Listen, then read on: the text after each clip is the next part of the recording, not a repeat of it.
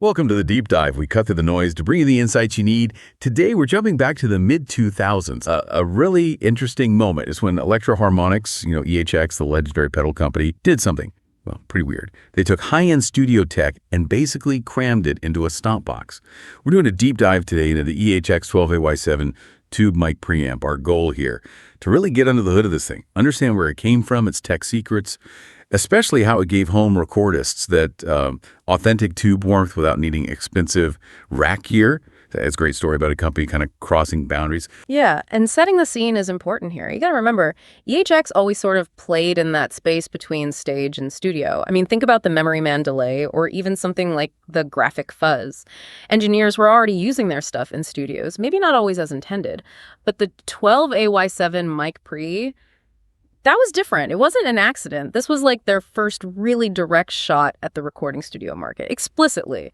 They were targeting engineers, serious home studio folks, not just guitar players looking for a new sound. Right, that focus shift is really the key. So let's talk about the actual unit. Mid-2000s, EHX launches it. And it looks like, well, honestly, like a massive metal brick. It's a proper studio mic pre, instrument pre too, but built into this huge, very solid stomp box case. Oh, it was definitely rugged, no question. And the target audience. Yeah. You nailed it. It was aimed squarely at that growing home recordist market, project studios. These were people starting to move beyond just digital plugins, right? They wanted that real analog tube sound, that warmth. But, they couldn't drop thousands on fancy rack preamps. EHX gave them an affordable way in. And the design, the look of it, kind of signaled that too. Okay, it sat on the floor. But the sources mentioned this big steel chassis looked more like utility gear or rack gear. Very functional, serious knobs, built tough, not like your shiny boutique chorus pedal. Exactly. It definitely had that vibe, like something you might find bolted under a mixing desk almost, and not really something you'd stomp on mid-solo. I mean, can you imagine trying to fit this thing on a crowded pedal board next to a Phase 90? It would look kind of funny. But yeah, the looks aren't the main story. It's the sound. Which brings us to the tech side. How'd they get real tube sound in that box? Right, let's get into that. The name itself gives it away, right? The 12AY7 tube. It's a dual triode tube. But why that one? Why not the super famous 12AX7 that's in like every guitar amp ever? Well, that choice was deliberate, really intentional. The 12AX7, it's high gain, it gets crunchy faft, great for guitar distortion. But the 12AY7, it's known for having much lower gain, significantly lower. That means it runs cleaner, it gives you a smoother sound, more of a vintage character, more headroom before it breaks up. EHX wasn't trying to sell distortion here. They were selling clean, authentic tube coloration. Okay, and that leads to this really crucial technical point, the whole starved plate thing. For listeners maybe not super deep into tube circuits, yeah, a lot of small tube pedals run the tube on low voltage, like maybe 9 volts. And that often sounds kind of thin, maybe brittle, not like a real high voltage tube amp or preamp. Yeah, it's often more of a marketing gimmick than anything else, honestly. You see the tube glowing, but you're not getting the real sonic benefit. But this is where EHX got serious. The sources are clear. The 12AY7 preamp used proper high voltage operation. They explicitly said it was not starved plate. Wait a sec, though. If they were targeting budget home studios, wouldn't a simpler, cheaper starved plate design make more sense? Easier to build, maybe cheaper to sell? Why go through the trouble and cost of doing high voltage? Because the goal wasn't just let's sell a pedal with a tube in it. It was let's deliver actual tube preamp performance. They got that high voltage using an internal boost circuit. It took the incoming 12V AC from the adapter and stepped it up inside the unit. That technical decision, that commitment, is what gives the preamp its musicality, why people still like it. It meant the tube was working properly, in its sweet spot, giving you that real compression, that genuine warmth. That really does signal serious intent. And they backed it up with other pro features too, right? What else made it truly studio-ready, besides the circuit? The I/O, the connections, they gave you the essentials you'd expect on proper studio gear. First big one, an XLR mic input. You need that for professional microphones. And right alongside it, a phantom power switch. Absolutely necessary if you want to use condenser mics, which most studios do. Then for guitars, basses, keyboards, you got a standard 1/4-inch instrument input, perfect for DI recording. And outputs, both balanced XLR and unbalanced 1/4-inch. So you can connect it to pretty much anything, from a basic interface to a high-end console. The controls seem pretty straightforward too. Functional. You had gain, obviously, to control how hard you hit the tube, get more saturation if you wanted, and then a separate volume or output level knob to set the final level going out. Standard stuff. Yep. And critically, you also had a pad switch, which is super important in the studio. That cuts the input level down for really loud sources. Think like a snare drum mic'd up close or a really hot active bass guitar. It stops the preamp from overloading right at the input, shows they were thinking about gain staging, signal integrity. Okay, so the hardware is legit. Authentic tube circuit, proper connections. What about the sound? When people actually used this thing, what was the result? What did it do to the signal? The general consensus, which you read everywhere, is smooth, warm, vintage-y preamp tone. That's the cool sound. It adds a bit of that natural light tube compression, some harmonic richness, a nice coloration. See, you weren't buying this for transparent, perfectly clean gain. You were buying it specifically for the analog character it added. That unique sonic flavor is why it's still sought after. And that flavor made it super useful in project studios. If you're recording at home, this is where it gets really practical. This thing was surprisingly versatile.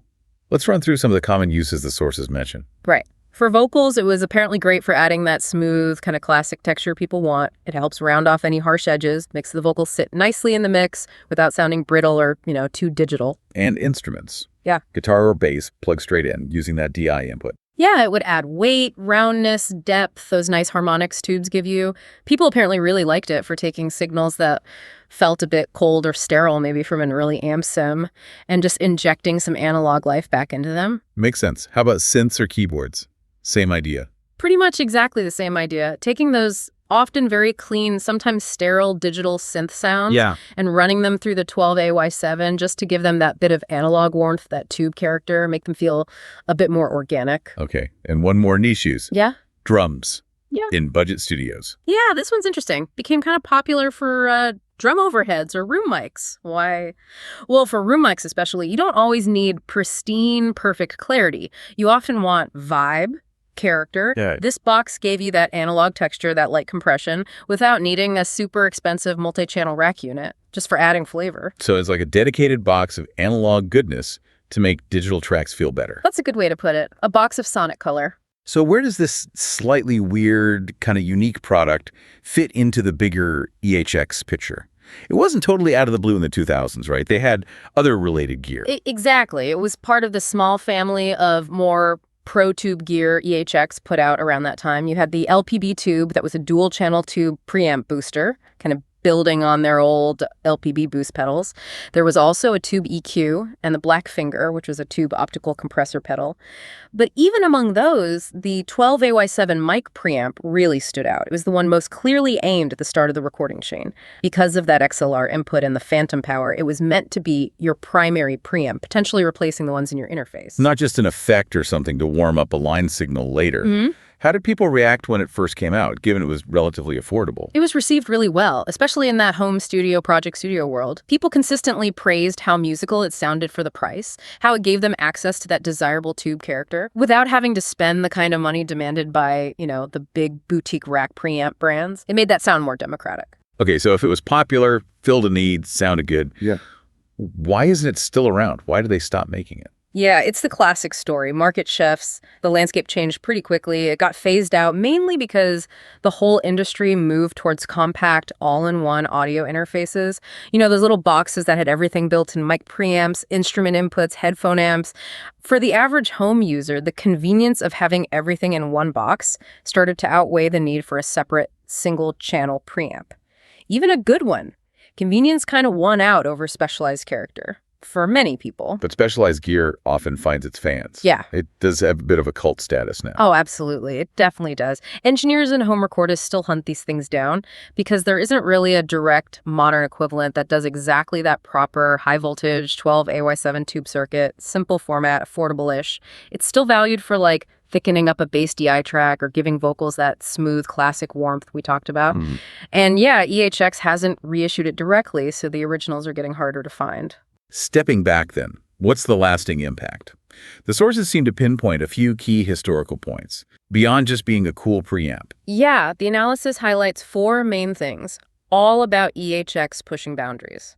First, the 12AY7 really proved EHX could seriously step into the studio gear world, make high-quality stuff, not just guitar effects. Okay. Second, its physical form factor. It remains one of the very few dedicated mic preamps ever put into a stomp box style enclosure. That hybrid format is pretty rare. Interesting. Third point. Third, it evolved their own LPB legacy. The original linear power boosters were simple gain stages. This took that tube boost idea and elevated it into a full-blown professional preamp designed for sensitive sources like condenser mics. It matured the concept. Right. And the last one.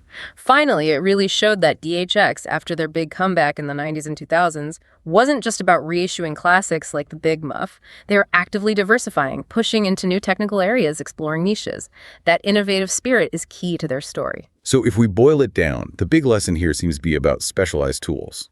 The 12A-Y7 wasn't trying to do everything. It was built for one specific kind of sound, that smooth vintage warmth.